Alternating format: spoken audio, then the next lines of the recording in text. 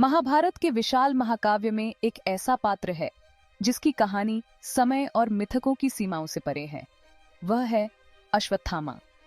द्रोणाचार्य के पुत्र के रूप में जन्मे अश्वत्थामा महानता के लिए बने थे, लेकिन एक शाप के कारण उन्हें अनंत काल तक पीड़ा सहने के लिए अभिशप्त कर दिया गया। उनके जन्म से लेकर अमर जीवन तक की यह यात्रा भारतीय पौराणिक कथाओं की सबसे अद्भुत कहानियों में से एक है। अश्वत्थामा का जन्म द्रोणाचार्य और कृपि के घर हुआ था। जन्म से ही वह असाधारण थे। उनके जन्म के समय एक दिव्य घोड़े की आवाज सुनाई दी, इसलिए उनका नाम अश्वत्थामा रखा गया। उनके माथे में एक अद्भुत रत्न था जो उन्हें भूख, प्यास और मृत्यु के डर से बचाता था।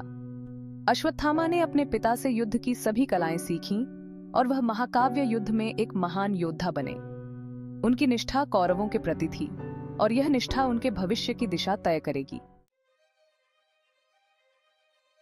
कुरुक्षेत्र के महान युद्ध में अश्वत्थामा कौरवों की ओर से लड़े, लेकिन युद्ध के दौरान एक भयानक घटना घटी।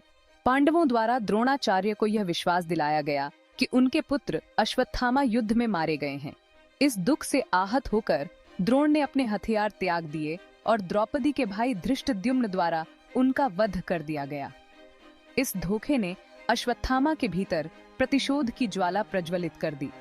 अपने पिता की मृत्यु का बदला लेने की आग में जलते हुए उन्होंने प्रतिज्ञा की कि वह हर कीमत पर इस अपमान का बदला लेंगे।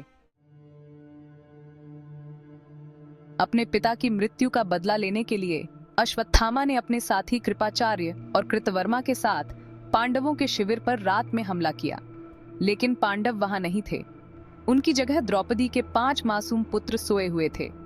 क्रोध में अंधे होकर अश्वत्थामा ने मासूम बच्चों और धृष्टद्युम्न की हत्या कर दी। उनका यह कृत्य केवल प्रतिशोध की भावना से नहीं, बल्कि क्रूरता से भरा हुआ था। बचने के लिए अश्वत्थामा ने ब्रह्मास्त्र का प्रयोग किया, जो एक अद्भुत दिव्य अस्त्र था। अर्जुन ने भी ब्रह्मास्त्र का आह्वान किया। दोनों अस्त्रों की टक्कर से सृष्टि का विनाश संभव था, लेकिन महर्षि व्यास ने हस्तक्षेप किया और अर्जुन से अपने अस्त्र को वापस लेने का आग्रह किया। अर्जुन ने अपने ब्रह्मास्त्र को रोक लिया, लेकिन अश्वत्थामा अपने अस्त्र को वापस नहीं ले पाए। उन्होंने उसे उत्तरा के गर्भ में पल रहे अभिमन्यु के पुत्र की ओर मोड़ दिया। निर्दोष बच्चों की हत्या और गर्भ पर हमले के लिए भगवान कृष्ण ने अश्वत्थामा को भयंकर शाप दिया। तुम 6000 वर्षों तक इस धरती पर भटकोगे अश्वत्थामा। तुम्हारे घाव कभी नहीं भरेंगे। तुम्हारे माथे का रत्न तुम्हें छोड़ दिया जाएगा और लोग तुम्हें घृणा करेंगे। न तुम्हें मृत्यु मिलेगी और न ही शांति। अश्वत्थामा का रत्न छीन लिया गया और उन्हें अमरत्व का शाप मिला। वह अब अपने घावों और कृत्यों के बोझ तले इस धरती पर हमेशा के लिए भटकने को मजबूर थे। अश्वत्थामा की अमर यात्रा शुरू हो चुकी थी। वह इस धरती पर अकेला अपने घावों और दुखों के साथ भटकने लगे।